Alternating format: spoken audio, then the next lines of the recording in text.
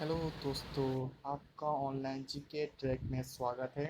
आज हम बात करेंगे टॉप 30 हिस्ट्री जीके के बारे में, जिसमें हम मौर्य वंश से संबंधित प्रश्नों के बारे में क्वेश्चन आंसर करेंगे। इससे पहले वीडियो में मैंने जैन धर्म के बारे में वीडियो बनाया था, जिसमें मैंने टॉप 25 क्वेश्चन के बारे में बताया था। उससे पहले वाली वीडियो में मैंने 25 बौद्ध धर्म के बारे में बताया था। आज का हमारा टॉपिक है मौर्य वंश। पहला क्वेश्चन है हमारा, मौर्य वंश का संस्थापक कौन था? पहला ऑप्शन है चंद्रगुप्त, मौर्य शासक अशोक, समुद्रगुप्त या उदयन। सही आंसर होगा दोस्तों चंद्रगुप्त। मौर्य वंश के संस्थापक चंद्रगुप्त मौर्य थे। नेक्स्ट क्वेश्चन है हमारा, अमित्र घात किसे कहा जाता है? अमित्र घात किसे कहा जाता है? पहला ऑप्शन है बिंबिसार, दूसरा ऑप्शन है बिंदुसार, और तीसरा ऑप्शन है अशोक, चौथा ऑप्शन है उपगुप्त। सही आंसर होगा दोस्तों बी, बिंदुसार। अमित्र घात बिंदुसार को कहा जाता है। नेक्स्ट क्वेश्चन है दोस्तों हमारा, सिंहसेन किसे कहा गया? सिंहसेन किसे कहा गया? पहला ऑप्शन है बिंदुसार, दूसरा ऑप्शन है अशोक, तीसरा ऑप्शन है चंद्रगुप्त मौर्य, और चौथा ऑप्शन है बिंबिसार। सही आंसर होगा दोस्तों ए, बिंदुसार। इसके पहले मैंने बताया अमित्रघात किसे कहा जाता है, बिंदुसार को, और सिंहसेन भी किसे कहा जाता है, बिंदुसार को। नेक्स्ट क्वेश्चन है दोस्तों हमारा, अशोक की माता का नाम क्या था? अशोक की माता का नाम क्या था? पहला ऑप्शन है यशोदा, दूसरा ऑप्शन है सुभद्रा, तीसरा ऑप्शन है सुभद्रांगी, चौथा ऑप्शन है त्रिशला। सही आंसर होगा दोस्तों सी, सुभद्रांगी। अशोक की माता का नाम सुभद्रांगी था। नेक्स्ट क्वेश्चन है दोस्तों हमारा, शिलालेख का प्रचलन सबसे पहले किसने किया था? पहला ऑप्शन है शिलालेख का प्रचलन सबसे पहले किसने किया था? पहला ऑप्शन है हमारा अशोक, दूसरा ऑप्शन है उपगुप्त, तीसरा ऑप्शन है हमारा उदयन, चौथा ऑप्शन है बुद्ध। सही आंसर होगा दोस्तों ए, अशोक। नेक्स्ट क्वेश्चन की ओर पढ़ते हैं दोस्तों,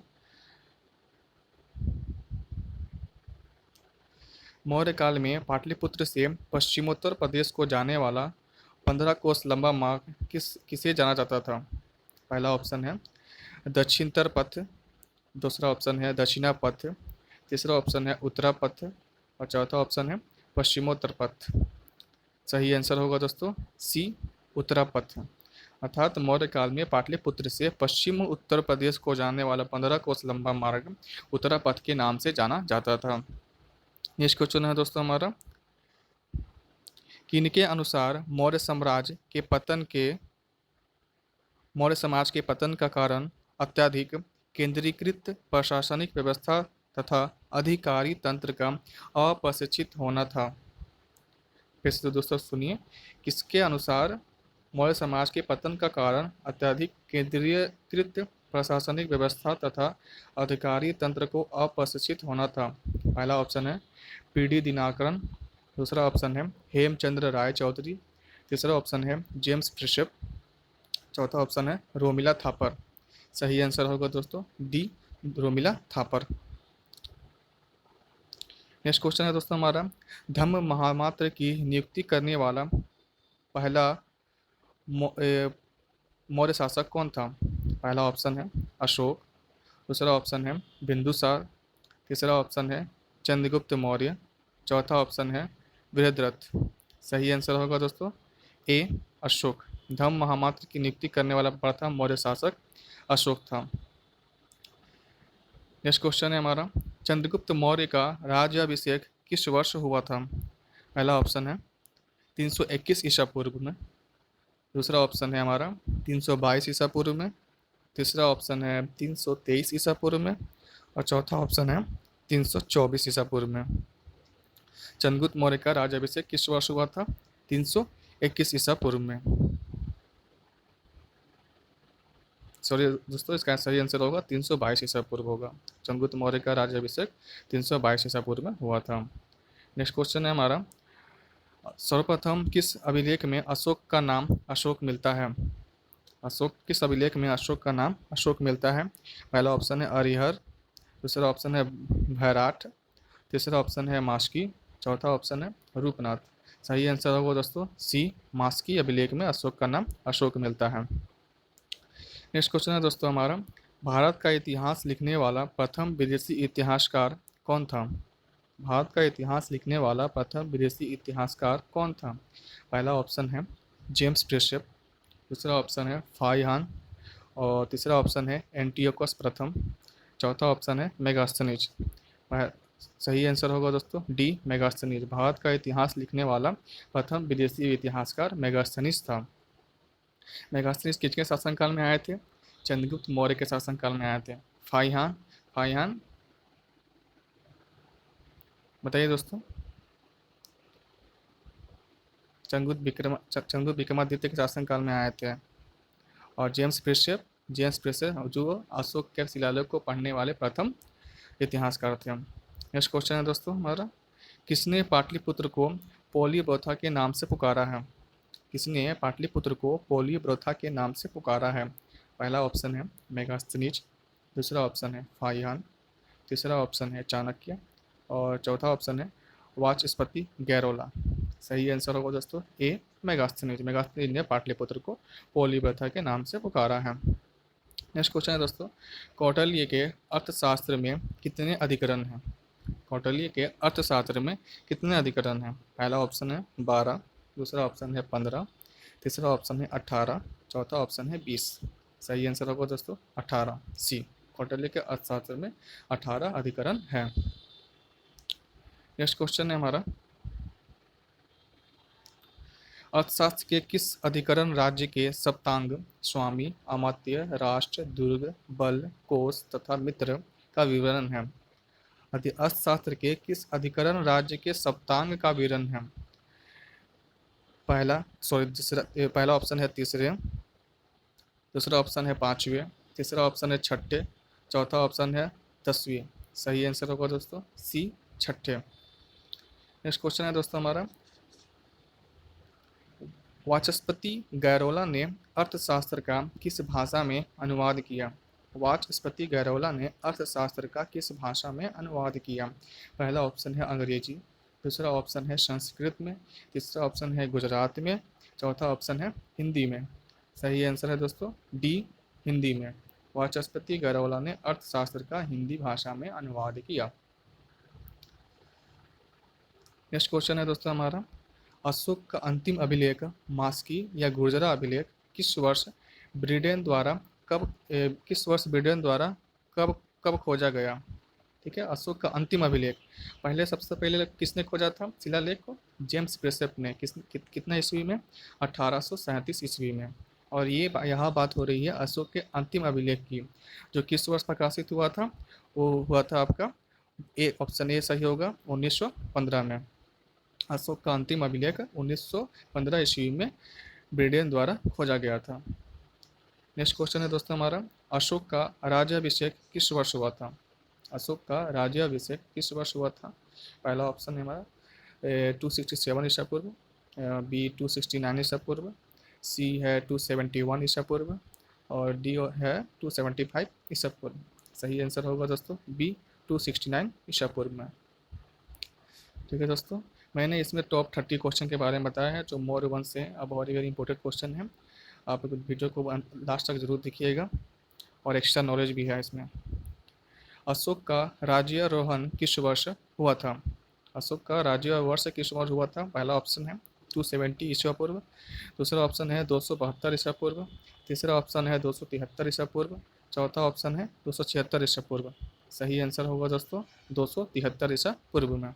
इससे पहले वाले क्वेश्चन में मैंने बताया था अशोक का राज्याभिषेक किस वर्ष हुआ था, तो ऑप्शन बी सही था 269 ईसा पूर्व।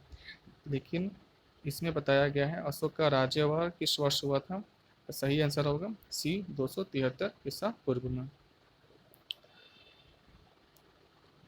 नेक्स्ट क्वेश्चन है हमारा, अशोक द्वारा लड़े गए कलिंग युद्ध का उल्लेख उसने कौन से अभिलेख में किया है? अशोक द्वारा लड़े गए कलिंग युद्ध का उल्लेख उसने कौन से अभिलेख में किया है? पहला ऑप्शन है 10वें में, दूसरा ऑप्शन है 11वें में, तीसरा ऑप्शन है 12वें में, चौथा ऑप्शन है 13वें में। सही आंसर होगा दोस्तों डी 13वें में। अशोक द्वारा लड़े गए कलिंग युद्ध का उल्लेख 13वें अभिलेख में किया गया है। नेक्स्ट क्वेश्चन है दोस्तों हमारा, मौर्य वंश का अंतिम शासक कौन था जिसकी हत्या पुष्यमित्र शुंग ने की थी? मौर्य वंश का अंतिम शासक कौन था जिसकी हत्या पुष्यमित्र शुंग ने की थी? इसमें आपके दो क्वेश्चन बनते हैं दोस्तों कि मौर्य वंश का अंतिम शासक कौन था, पहला ये, और दूसरा, और किसकी हत्या पुष्यमित्र शुंग ने की थी? पहला ऑप्शन है बृहद्रथ की, दूसरा ऑप्शन है बिंदुसार, और तीसरा ऑप्शन है देवगुप्त, और चौथा ऑप्शन है चंद्रगुप्त मौर्य। सही आंसर होगा दोस्तों बृहद्रथ। सॉरी दोस्तों, चंद्रगुप्त द्वितीय की हत्या, मौर्य वंश का अंतिम शासक कौन था जिसकी हत्या पुष्यमित्र शुंग ने की थी? सही आंसर होगा दोस्तों बृहद्रथ होगा, यहाँ गलती ऑप्शन लिखा गया है, सही आंसर होगा बृहद्रथ। मौर्य वंश का अंतिम शासक कौन था जिसकी हत्या पुष्यमित्र शुंग ने की थी? सही आंसर हुआ बृहद्रथ।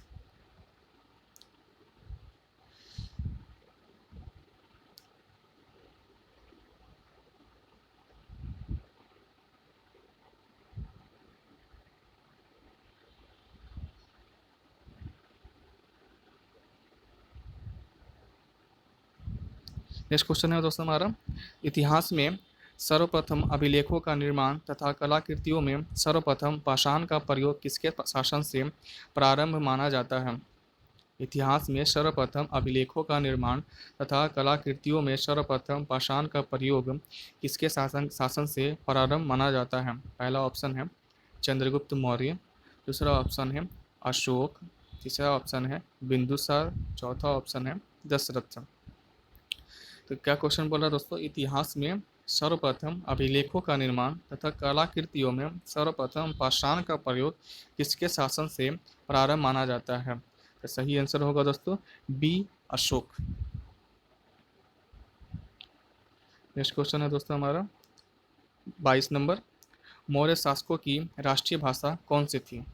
मौर्य शासक जो थे उनकी राष्ट्रीय भाषा कौन सी थी?